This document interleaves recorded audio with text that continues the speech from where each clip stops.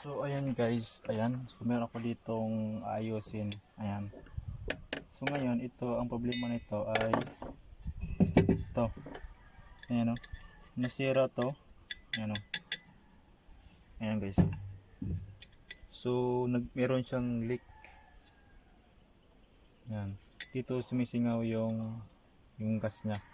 So dahil sa sumisingaw siya, tapos maapoy ito. Siyempre pag singaw, naapoyan to.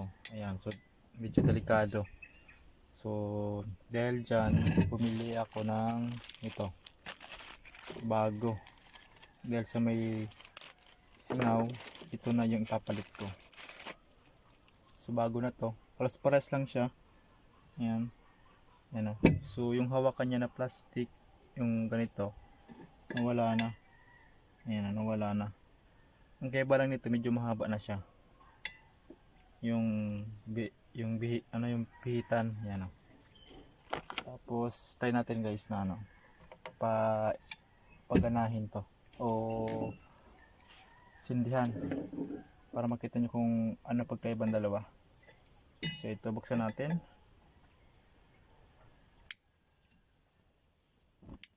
Ayan. Ayan, so mahina, medyo mahina siya. Tapos sumisingaw dito, sumisirit. Oh. So sumisirit, yun lang oh, pinakasagad na yan. Oh. Sagad na siya. Tapos sumisirit dito, so delikado kasi naamoy ko yung gas. So delikado, baka kasi apuyin naman to. Yun ang mahirap, makasunog to ng bahay. So ang gawin natin dyan ay tatanggalin lang natin yan, papalitan ng bago. So yun, medyo na pa siya guys, mahina. Tapos ang gawin lang natin dyan ay buksan natin to. Yan lang. Yan, ikutin lang yan. Ito na. So nasunog yung plastic, kaya maitim na to. So ganito siya kalaki. Yan o. Meron kayo ng ganito nasa bahay nyo. So ang kadalasan na problema niyan ito, kapag hindi na siya maapoy dito, saka may naamoy kayo na parang gas, ito na guys yung palitan nyo. Nasa comment section lang yung ganito na ipapalit ko. So kung gusto nyo bumili, nasa comment section ka lang, i-click nyo lang yan, tapos direct na yan sa Shopee. Ayan, so palitan natin. Mas mabuti na ng palitan ng bago kaysa tabayaan lang natin yan. So delikado, mura naman lang to eh. So compare naman sa bayang masunog, so mas mahal compare dito. So kung may mga leak yung mga gas nyo, mga tangke, ipalitan nyo na. Huwag nyo nang tipirin tapos ginagamit pa, delikado yan. Mas malaki ang gastos kapag nasunog.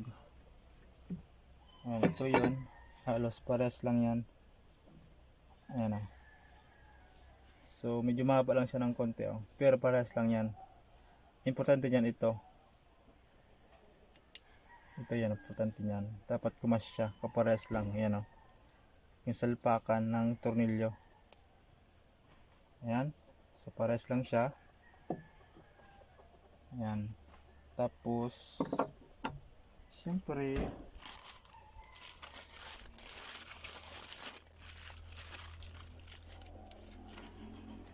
ito yung kasabay niya. Ito yan guys oh. Ito yung kasabay niya.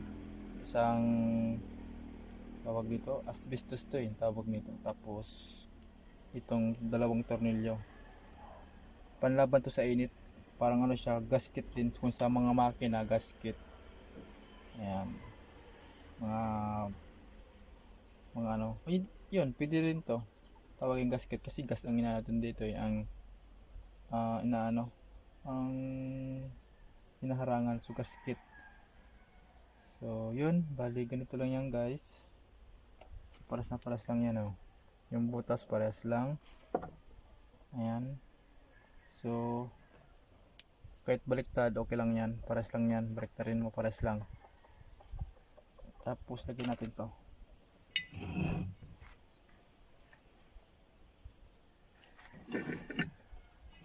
Dito lagyan natin.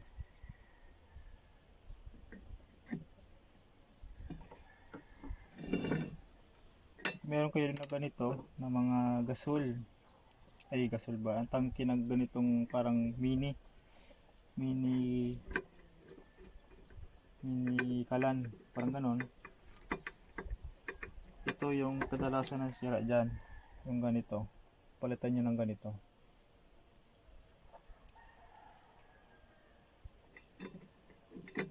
Para iwas sunog, kasi nagilik eh.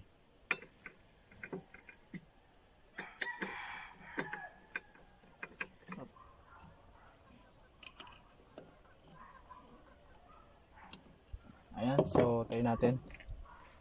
So simple lang ito paglagay. Pasok lang natin yan. Ayan o, pares lang siya. Ang kaiba niya lang ay ito na dati, yung original niya, yung stock, may butas sa gilid, ito wala, diretso lang siya.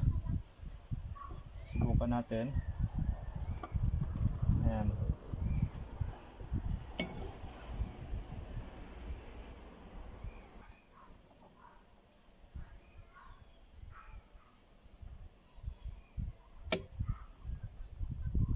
Ayan, so paikutin na natin dapat. Ayan. Ayan. Dapat medyo maikpit ng konti yung hindi singaw. Pag matigas na, huwag na natin pilitin. Pang tipa.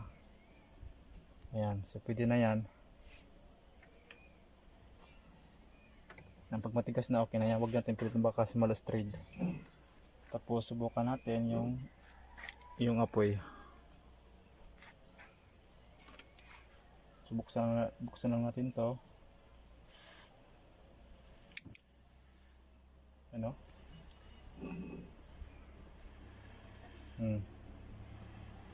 Malakas siya. Oh. So mahangin dito. Dapat walang hangin. So yun. So talagang kung ano guys, kung may ganito kayong saingan, ito lang yung palitan nyo. Kapag may na yung apoy, ito lang. So bili lang kayo nito. Nasa comment section ko lang. Ayan. So ayan nga pala guys, bali nga pala na nakalimutan ko. So try natin ulit. Ayan, buksan natin.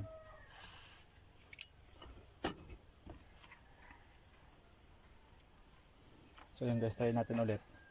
Ayan. Dito kayo nagsisindi sa ilalim, wag dito kasi masunog yung balat nyo, yung buhok. So ang gagawin nyo dyan para ang apoy para siyang naka-spread, ito lang sa ilalim, may pitan dito eh, ganyan, diba ganyan, ayan kalakas. Tapos yung sa ilalim, pitin nyo lang yan, ayan, para ma-spread yung ano, yung apoy. Ayan.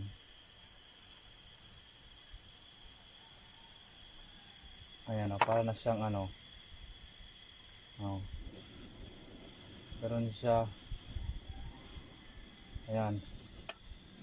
Ayan guys. So, para din siyang shilling. Ito ko sa inyo. Ayan o. So ganyan siya guys. So kailangan dito sa ilalim, adjustin na lang. Ayan. Na-adjustan dito. Pwedeng konti-konti lang. Ayan. Pwedeng ganyan. Pwedeng ganito. Pahigpit. At paano. Ayan.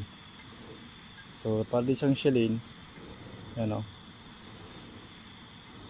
Oh. Ayan. So yun guys, sa ilalim yan, yung pihitan yan, andito sa ilalim. Yung parte, ito. Ito yung pinipihit ko dyan, ito. Ayan. So ngayon, wala na siyang amoy.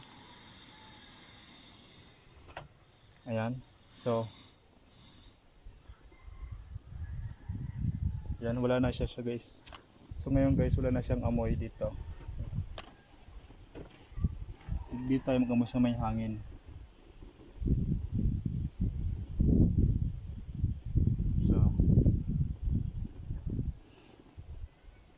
So wala na siyang amoy na gas. So okay na yung